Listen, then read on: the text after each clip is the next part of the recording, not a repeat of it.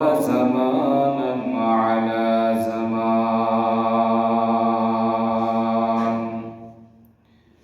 كما فضل مكانا على مكان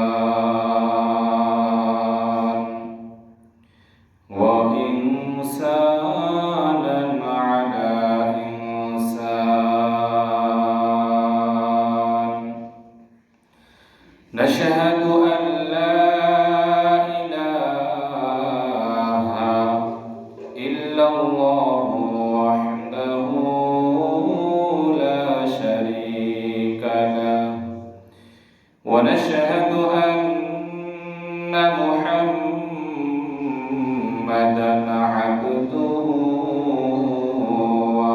ورسوله الذي أرسله بالحق بشيرا ونذيرا وداعيا إلى الله بإذنه وسراجا منيرا فقد قال الله تعالى في كلامه المجيد وفرقان الحميد সকলেই জবান খুলে পড়ি আউযু বিল্লাহি মিনাশ শাইতানির রাজীম বিসমিল্লাহির রহমানির রহিম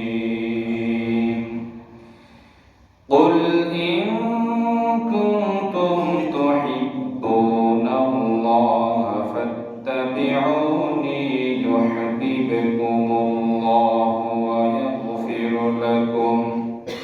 ويغفر لكم ذنوبكم والله غفور رحيم بڑی اللہ اکبر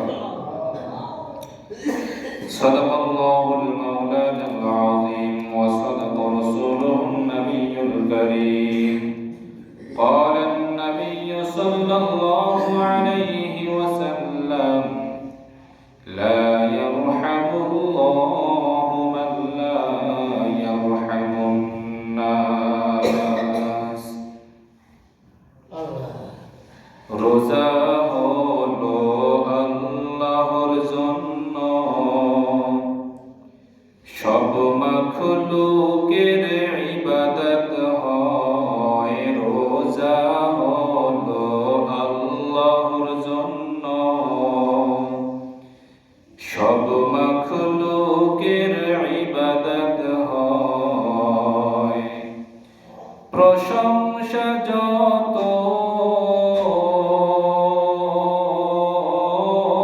বেশি করবে নিয়ামত ততই বৃদ্ধি পায় কবরের কথা স্মরণ করো বাহাদুরি করিও না কবরের কথা স্মরণ করো বাহাদুরি করিও না দুনিয়াদারি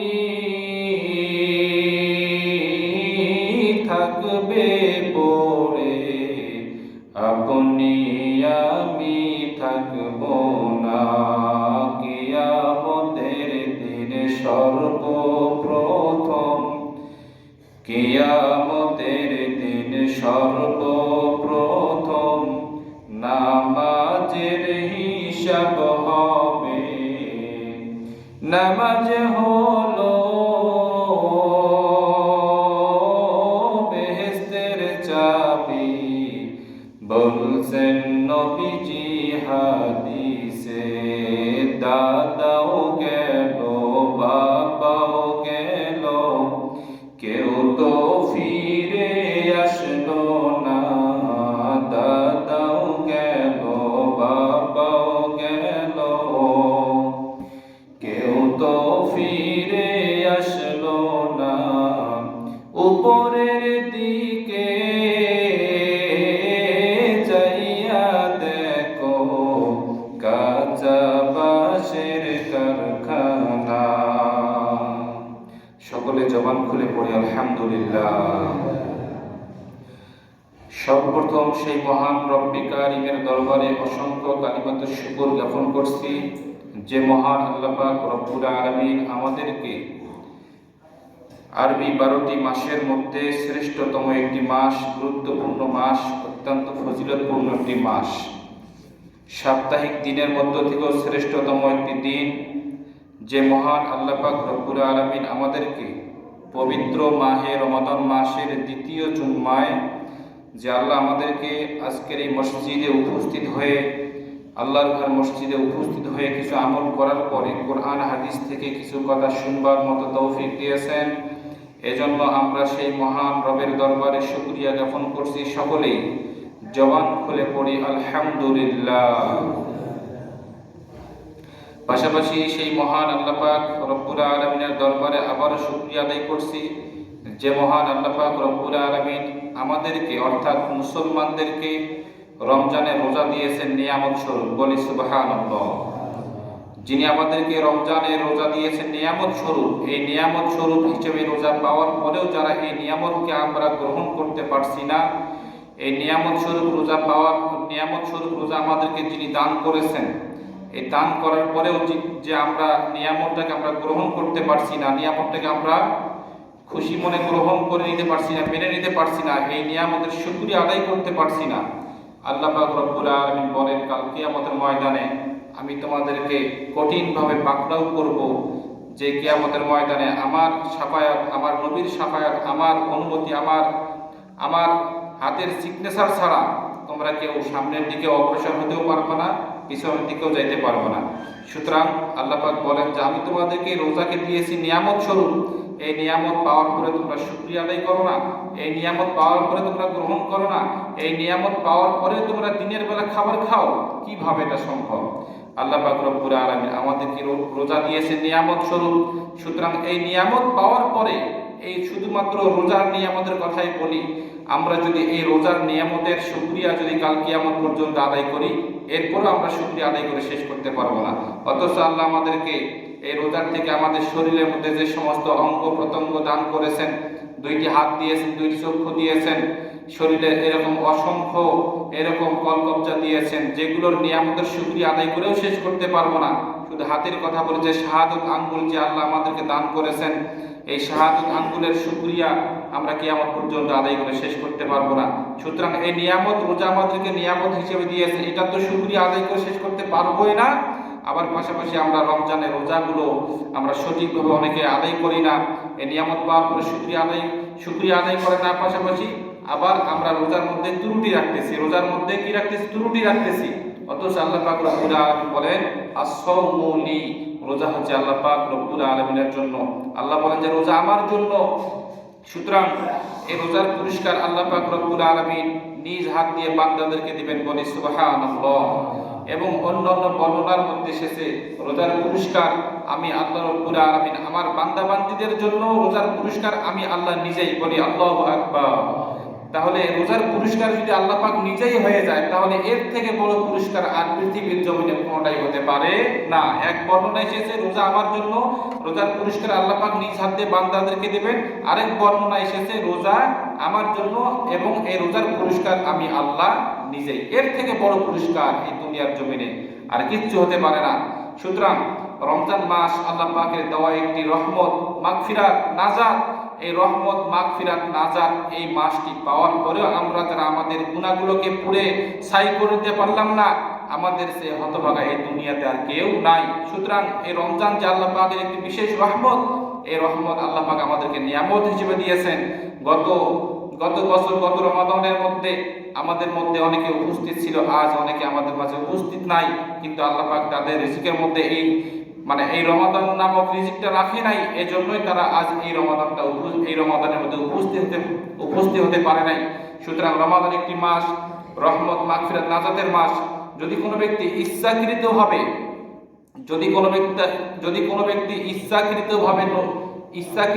রোজা ইচ্ছাকৃতভাবে রোজা না রাখে, তাহলে ওই ব্যক্তি আল্লাহ তাআলার একটি ফরজ হুকুমকে অমান্য করলো। যেমন 5 ওয়াক্ত নামাজ আল্লাহ পাক আমাদের জন্য ফরজ করে দিয়েছেন। পবিত্র মাহে রমাদান মাস, একটি বছর পর ফিরে এসে এই রমাদান মাসে রোজাও আমাদের জন্য আল্লাহ পাক রব্বুল আলামিন ফরজ করে দিয়েছেন। এখন যদি আপনি মনে করেন যে পবিত্র রমাদান মাস এসেছে, এই রমাদান মাস যদি ইবাদত বন্দেগী না করি, রমাদান মাস যদি রোজা না রাখি, তাহলে এটা কেমন হয়ে যায়? অথচ আল্লাহ পাক রব্বুল আলামিন যে আপনার জন্য 5 ওয়াক্ত নামাজ যেমন ফরজ করেছেন, ঠিক তদ্রূপ একটি বছর পর যে আমাদের মাঝে পবিত্র মাহে রমাদান মাস ফিরে আসে, এই রমাদান মাসে রোজা আমাদের জন্য ফরজ করেছেন। এখন আপনি যদি শুধু মনে করেন যে রমাদান মাস আসলে ইবাদত করতে হবে, রমাদান মাস আসলে আমাদেরকে রোজা রাখতে হবে, মসজিদে গিয়ে সেহরি খাওয়ার পর মসজিদে গিয়ে ইবাদত করতে হবে, এটা যদি মনে করেন তাহলে আপনি ভুল ভাবছেন। কিন্তু আপনার কাছে এই রমাদান মাস আসলে রোজার গুরুত্বটা যেমন বেড়ে যায়, আপনার উচিত, আপনার বিবেকের কাছে আপনার প্রশ্ন করা উচিত, অন্য মাসে যে ইবাদত বন্দেগী রয়েছে, 5 ওয়াক্ত নামাজ রয়েছে, এই 5 ওয়াক্ত নামাজের প্রতিও আমাদের গুরুত্বটা বাড়া উচিত। কিন্তু আমাদের 5 ওয়াক্ত নামাজ, 5 ওয়াক্ত ফরজ নামাজের প্রতি আমাদের গুরুত্ব খুবই কম। কিন্তু রমাদান মাস আসলে আমাদের ফরজের প্রতি গুরুত্ব বেড়ে যায়। এটা কোন ফরজ? এটা শুধু রমাদান মাসের ফরজ। রমাদান মাস যখন শুরু হয়ে যায়, তখন দেখা যায় অনেক মানুষজন নামাজের মধ্যে আসে, ইবাদতের মধ্যে আসে, কিন্তু রমাদান যখন 10টি রোজা যখন শেষ হয়ে যায়, তখন আস্তে আস্তে মানুষজন কমা শুরু হয়ে যায়। যখন 15টি রোজা চলে যায়, তখন আরো কমা শুরু হয়ে যায়। যখন 20টা চলে যায়, তখন আবার কি আরো কমা শুরু হয়ে যায়। যখন 27 রমজান আসে, তখন দেখবেন যে আরো অনেকগুলো মানুষ এখানে এসে ইবাদত বন্দেগী করে। আল্লাহ পাক বলেন এটার নাম ইবাদত নয়। ইবাদত হচ্ছে ওইটা যেটা নিয়মিত ইবাদত করা হয়। বিশ্বনবী সাল্লাল্লাহু আলাইহি ওয়াসাল্লাম বলেন ওইটাই মানে সবথেকে গুরুত্বপূর্ণ, সবথেকে ফজিলতপূর্ণ ইবাদত ওইটা, ইবাদত যদিও কম হয়, ওইটা যেন সহি শুদ্ধ হয় এবং নিয়মিত হয়। কিন্তু আমরা যদি পবিত্র মাহে রমাদান মাস আসলে যদি ইবাদত বন্দেগী করি, রোজা রাখি, মসজিদে এসে তাহাজ্জুদ পড়ি, আর অন্যান্য মাসে যদি আমরা ইবাদত বন্দেগী না করি, অন্যান্য মাসে যদি আমরা আল্লাহ তাআলার হুকুমকে অমান্য করি, তাহলে কি আল্লাহ পাক আমাদেরকে ক্ষমা করবেন? আল্লাহ পাক আমাদেরকে ক্ষমা করবেন। আর ক্ষমা করবেন তখন যখন আপনি এই পবিত্র মাহে রমাদান মাসকে যেরকম গুরুত্ব দিচ্ছেন, 5 ওয়াক্ত নামাজে আসতেছেন, আসরের নামাজে আসতেছেন, যদি আপনি তারাবি নামাজ না পড়েন, তাহলে আপনার শরীরের মধ্যে জ্বালা উঠতেছে যে আজকে আমি তারাবি নামাজটা পড়লাম না, এটা কেমন হয়ে যাচ্ছে, বাজারে বসে আছি, না আমি মসজিদে নামাজ পড়ি। এরকম যদি আপনার বিবেকটা 12টি মাস যদি আপনার অন্তরটা যদি আল্লাহর ঘর মসজিদের সঙ্গে লেগে থাকে, তাহলে আল্লাহ আপনাকে ক্ষমা করবে। হ্যাঁ, রমাদান মাসের রোজা রাখলে আমাদের গুনাহগুলো আল্লাহ পাক রব্বুল আলামিন রমাদানের শেষ তারিখে তিনি আমাদের গুনাহগুলো মাফ করে দেন, এটা ঠিক আছে। তবে আপনাকে হতে হবে নিয়মিত নামাজি, আপনাকে হতে হবে নিয়মিত ইবাদতকারী। কিন্তু আমরা যদি নিয়মিত ইবাদতকারী না হই, নিয়মিত ইবাদতকারী না হয়েও যদি আল্লাহ তাআলার কাছে আমরা ক্ষমা আশা করি, হ্যাঁ আমরা সকলেই ক্ষমা আশা করতে পারি। কেননা তিনি বলেছেন লা তাকনাতু মির রাহমাতিল্লাহ, তোমরা আমার রহমত হতে নিরাশ হয়ো না। এজন্য আমরা আল্লাহ তাআলার কাছে ক্ষমা প্রার্থী। তবে ক্ষমা প্রার্থী হতে হবে তখন যখন আমরা নিয়মিত মসজিদে আসবো। আল্লাহ পাক আমাদের সকলকে শুধু রমাদান নয়, প্রতিটি মাসে, প্রতিটি সময়ে আল্লাহ তাআলার হুকুম মেনে মসজিদে এসে 5 ওয়াক্ত নামাজ জামাতের সাথে আদায় করার তৌফিক দান করুন সকলে, বলি আমিন। রোজার বিষয়ে যে আলোচনাটি এসেছিল, যে সেটা হলো একটি রোজা ভঙ্গ করলে তাকে একটি রোজা যদি কোনো ব্যক্তি ভঙ্গ করে ফেলে ইচ্ছা করে, যদি কোনো ব্যক্তি ইচ্ছাকৃতভাবে রোজা না রাখে কিংবা রোজার বিরোধিতা করে, তাহলে সে কাফের হিসেবে কি হবে? গণ্য হবে। আর একটি রোজা যদি কোনো ব্যক্তি ইচ্ছাকৃতভাবে একটি রোজা না রাখে, তাহলে তাকে একটি রোজা না রাখার কারণে 60টি রোজা রাখতে হবে। এটা আমরা সকলে কম বেশি জানি। তবে একটি রোজা যদি আমরা না রাখি, আমাদেরকে 60টি রোজা রাখতে হবে। এই 60টি রোজার প্রতি লক্ষ্য রেখে আমাদের এই রোজাগুলো ভঙ্গ করা উচিত।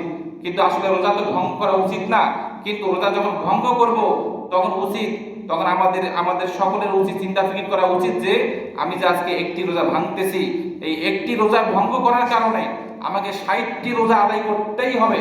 যদি 60টা রোজা আদায় করতে চাই, 58টা রোজা রাখার পর 59টা যখন করবো তখন আবার যদি ভেঙে ফেলি, আবার আমাকে পুনরায় 60টি রোজা আদায় করতে হবে। তাহলে এটা আপনার বিবেকের কাছে আপনি যদি অন্তরের অন্তঃস্থল থেকে প্রশ্ন করেন যে আমি যদি রোজা না রাখি তাহলে আমাকে কে কি করবে?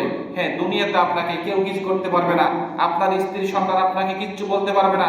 যদিও বা বলতে পারে যে বাবা আজকে আপনি রোজা ভেঙেছেন, মা আজকে আপনি রোজা ভেঙেছেন, এতটুকুই বলতে পারবে।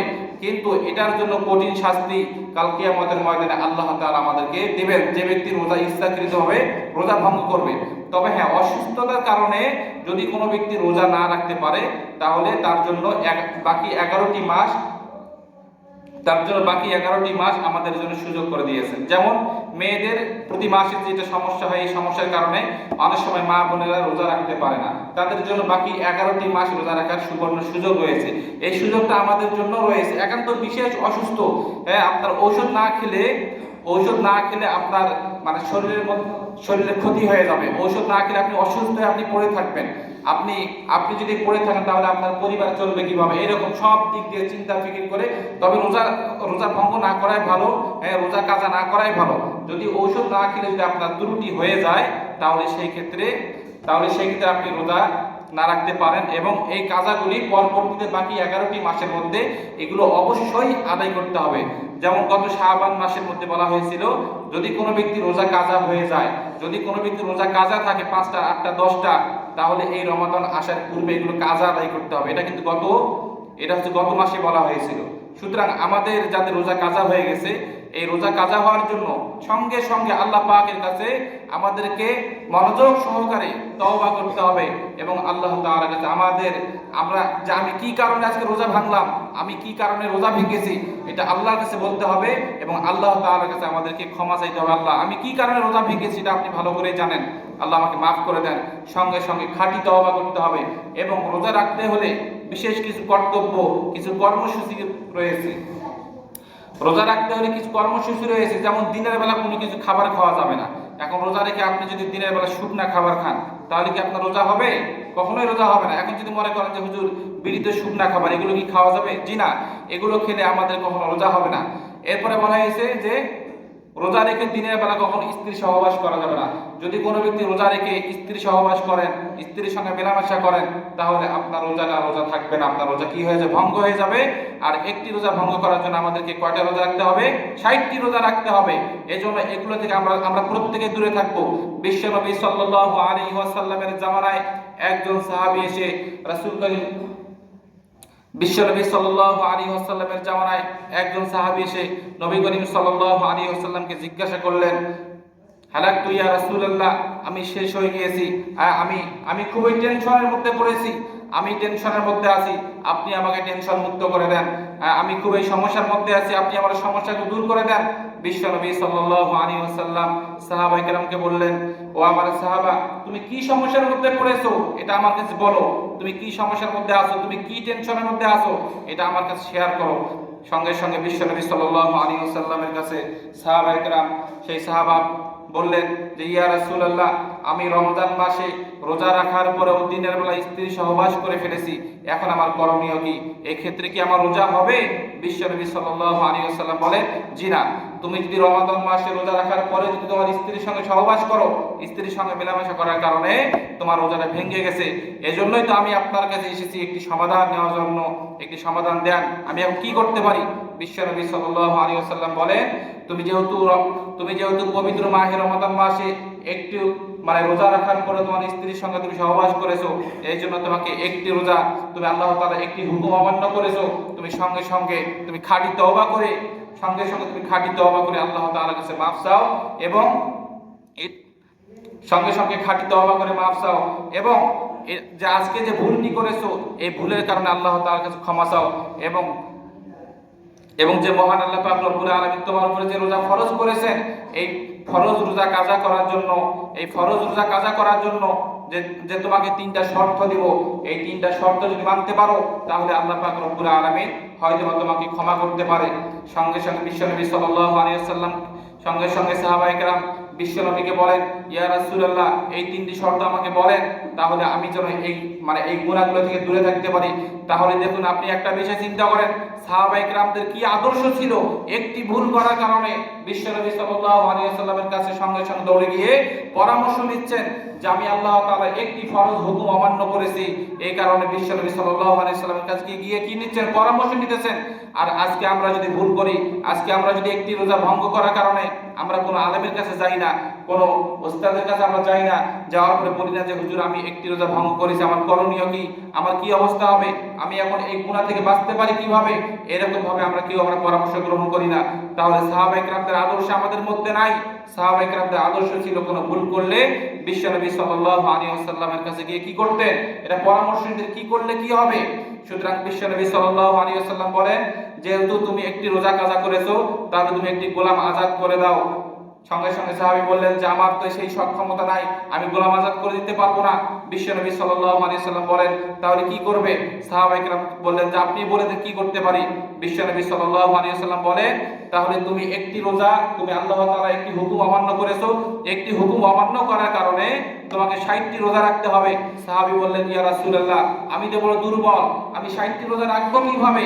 আমি বড় দুর্বল হয়ে গেছি, আমার পক্ষে 60টি রোজা রাখা সম্ভব নয়। বিশ্বনবী বলেন, তাহলে কি করবা? সাহাবায়ে কেরাম বললেন, ইয়া রাসূলুল্লাহ, আপনি বলে দেন। বিশ্বনবী সাল্লাল্লাহু আলাইহি ওয়াসাল্লাম বলেন, তুমি যদি এই 60টি রোজাও যদি রাখতে না পারো, তাহলে তুমি 60 দিন অর্থাৎ 2 বেলা গরিব মিসকিনকে পেট ভরে খাবার খাওয়াইতে পারো, তাহলে তোমার একটি রোজা কাফারা স্বরূপে আদায় হয়ে যাবে। অর্থাৎ তোমার একটি রোজা ভঙ্গ করার কারণে যে ক্ষতি হয়ে গেছে, এই ক্ষতিটা তোমার পূর্ণ হয়ে যাবে। বিশ্বনবী সাল্লাল্লাহু আলাইহি ওয়াসাল্লামকে সাহাবায়ে কেরাম বলেন, ইয়া রাসূলুল্লাহ, আমি গরিব মিসকিনকে কিভাবে খাওয়াবো? আমি নিজেই তো গরিব, আমি আবার কিভাবে খাওয়াবো? এই কথা বলতে বলতে বিশ্বনবী সাল্লাল্লাহু আলাইহি ওয়াসাল্লাম সাহাবায়ে কেরামকে বলেন, তুমি একটু সাইডে বসো। সাইডে বসার কিছুক্ষণ পর নবী করিম সাল্লাল্লাহু আলাইহি ওয়াসাল্লামের দরবারে এক ঝুড়ি খেজুর হাদিয়া এসেছে। পবিত্র মাহে রমাদান মাসে এক ঝুড়ি খেজুর হাদিয়া আসার পরে বিশ্বনবী সাল্লাল্লাহু আলাইহি ওয়াসাল্লাম ওই সাহাবীকে খুঁজতে লাগলেন। বিশ্বনবী সাল্লাল্লাহু আলাইহি ওয়াসাল্লাম বলেন, ওই সাহাবীটা কোথায়? একটু আগে যে সমস্যায় পড়ে আমার কাছে পরামর্শ নেওয়ার জন্য এসেছে। সঙ্গে সঙ্গে ওই সাহাবীকে ডেকে নিয়ে এসে বিশ্বনবীর সামনে হাজির করালেন। বিশ্বনবী সাল্লাল্লাহু আলাইহি ওয়াসাল্লাম বলেন, ও আমার সাহাবা, তোমাকে আমি কয়েকটা কথা বলেছিলাম, তুমি একটাও মানতে পারতেছো না। এটা আমার কাছে কিছু খেজুর হাদিয়া এসেছে, এই খেজুরগুলো তুমি মদিনার মধ্যে যারা গরিব মিসকিন আছে এদের মাঝে তুমি বিলি-বন্টন করে দাও, হয়তোবা এর ওসিলায় আল্লাহ তোমাকে মাফ করতে পারে। বিশ্বনবী সাল্লাল্লাহু আলাইহি ওয়াসাল্লামকে বলেন, ইয়া রাসূলুল্লাহ, এই মদিনার মধ্যে আমার থেকে গরিব সাহাবী আর কেউ নাই। বলি সুবহানাল্লাহ। এই মদিনার মধ্যে আমার থেকে গরিব সাহাবী আর কেউ নাই, সুতরাং এই খেজুরগুলো আমি কোন গরিবকে দিব? আমি নিজেই তো গরিব। বিশ্বনবী সাল্লাল্লাহু আলাইহি ওয়াসাল্লাম বলেন, ও আমার সাহাবা, যাও এই খেজুরগুলো তুমি নিজেই খেয়ে নাও, হয়তো আল্লাহ পাক রব্বুল আলামিন তোমাকে মাফ করে দিয়েছেন। বলি আল্লাহু আকবার। তাহলে দেখুন, ইসলাম আমাদের জন্য কতটা স্যাক্রিফাইস করেছেন, এগুলো আমাদেরকে বুঝতে হবে, জানতে হবে, মানতে হবে। ইতিহাস পড়তে হবে, সাহাবায়ে কেরামদের জীবনী পড়তে হবে। তাহলে একটি রোজা, এর মানে এই নয় যে আমরা রোজা কাজা করব। এই আলোচনার অর্থ কিন্তু এইটা নয়, রোজা তো কাজা করবই না, বরঞ্চ অপরকে আমরা ফরজ রোজা রাখার জন্য আদেশ করব। কারণ আল্লাহ তাআলা বলেন যে তোমরা সৎ কাজের আদেশ করো, অসৎ কাজের কি করো? নিষেধ করো। সুতরাং আমরা নিজে রোজা রাখবো এবং অপর ব্যক্তিকে রোজা রাখার জন্য আদেশ করব। নামাজে আসার জন্য আদেশ করব, নামাজে আসতেছি, রাস্তায় কোনো ভাইয়ের সঙ্গে দেখা হলো, ভাই চলে মসজিদে যাই, নামাজে যাই। এটা কি শুধু রমাদান মাসের ক্ষেত্রে নাকি 12 মাসের ক্ষেত্রে? 12 মাসের ক্ষেত্রে। কিন্তু আমরা এখন এই রমাদান মাসটাকে একটা কর্মসূচি বানিয়ে ফেলেছি যে রমাদান মাস আসলেই ইবাদত, রমাদান মাস শেষ হলেই আমাদের ইবাদত কি হয়ে যায়? শেষ হয়ে যায়। এর নাম ইবাদত নয়। আমাদেরকে ইবাদত করতে হবে আল্লাহ পাককে রাজি খুশি করার জন্য। 12টি মাস তথা আমাদের উপর যে আল্লাহ পাক রব্বুল আলামিন যে নামাজগুলো ফরজ করেছে, যে রোজা ফরজ করেছে, রোজা যেমন ফরজ, নামাজও যেমন ফরজ। রোজাকে যেমন গুরুত্ব দিচ্ছি, আমরা অন্য নামাজকে, আমরা 5 ওয়াক্ত নামাজকে আমরা কি দিয়ে চলবো? গুরুত্ব দিয়ে চলবো। এবং পবিত্র মাহে রমাদান মাস, এই রোজা রেখে আমরা কেউ কখনো স্ত্রী সহবাস করবো না, এবং আমরা ওই রকম নিয়তে স্ত্রীর প্রতি, স্ত্রীর মুখের দিকে আমরা কখনো তাকাবো না। আল্লাহ পাক আমাদের সকলকে স্ত্রী সহবাস সহ রোজার যাবতীয় হুকুম হাকাম মেনে চলার তৌফিক দান করুন। সকলে পড়ে আমিন। আজকে আমরা যতটুকু আলোচনা করলাম, এই আলোচনা অনুযায়ী প্রত্যেকের বাস্তব জীবনে আমল করার জন্য চেষ্টা করব। আল্লাহ যেন আমাদের সকলকে সেই তৌফিক দান করেন। সকলে পড়ে আমিন। আরেকটি বিষয়, সেটা হলো আমরা তো সকলে সেহরি খাওয়ার জন্য উঠি, ঠিক না ভাই? ঠিক। এই সেহরি খাওয়ার পরে বাড়িতে বসে না থেকে, বাড়িতে আপনি বসে না থেকে আপনি 2 রাকাত আপনি তাহাজ্জুদ পড়তে পারেন। আপনি 4 রাকাত তাহাজ্জুদ পড়তে পারেন। বাড়িতে যদি বাড়িতে তাহাজ্জুদ পড়ার সময় যদি মনোযোগ যদি না বসে, বাড়িতে পড়ে বাড়িতে পড়তে যদি সমস্যা মনে হয়, তাহলে আপনি মসজিদে এসে তাহাজ্জুদ পড়তে পারেন। এটা অত্যন্ত গুরুত্বপূর্ণ একটি সময়।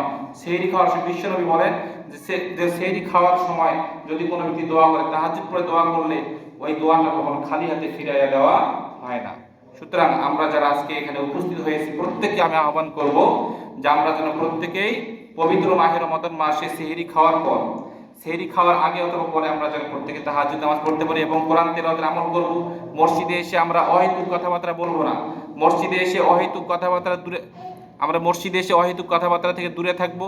আল্লাহ পাক আমাদের সকলকে এই কথাগুলো অনুযায়ী আমাদের প্রত্যেকের বাস্তব জীবনে আমল করার তৌফিক দান করুন। সকলে পড়ি আমিন। আমরা এখনো যারা সুন্নত নামাজ পড়ি নাই, সুন্নত নামাজ পড়ে